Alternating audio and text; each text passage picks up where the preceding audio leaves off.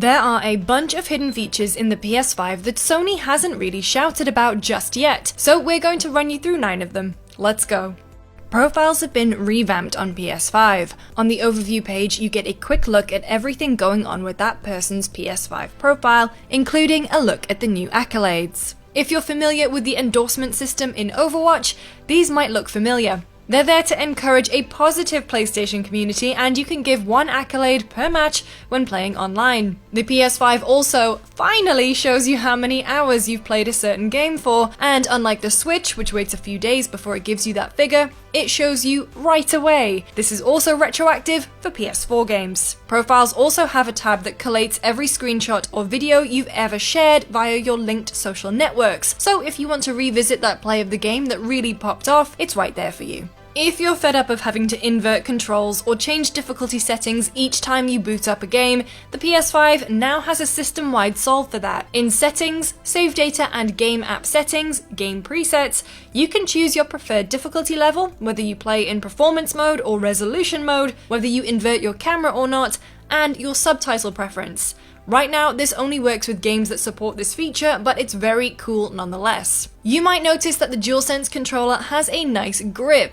Look closely and you'll see that it's actually made up of tiny PlayStation symbols.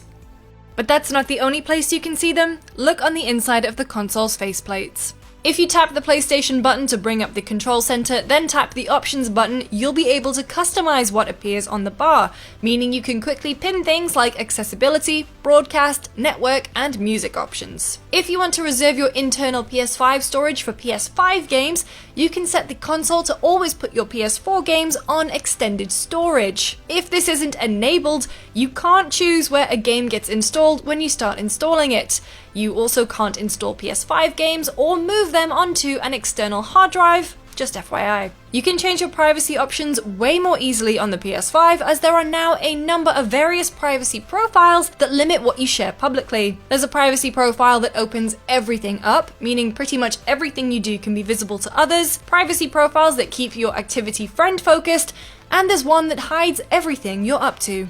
You can now favorite screen grabs or video clips, which makes them show up in a different tab when browsing the media gallery. Screen grabs when trophies are earned look different, with a new border that shows the name of the trophy and its rarity. By default, the PS5 captures a 14 or 15 second long video each time you earn a trophy, which you may want to turn off if you're interested in saving space. The PS5 game library has seen some changes to ease navigation. For starters, you can now quickly filter by platform, so you can see all your PS3, 4, or 5 games in one spot. It's also now much easier to see where you got a particular game from, whether it's the PlayStation Store, PS Plus, or PS Now. You can also see at a glance where you have each game installed, which is particularly useful if you use external storage a lot. You can also use the game library to quickly access demos or PS4 versions of PS5 games you have attached to your account.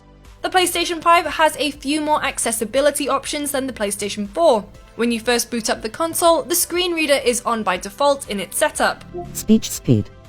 Normal. You can also set up the console to convert voice chat to text, and even to read your written chat messages to other players. When using the PS5 keyboard to input text, tap R1 to autocomplete. You can also hit L3 to use emojis. So there we are, 9 hidden things you didn't know your PlayStation 5 could do. For more on Sony's brand new console, keep it GameSpot.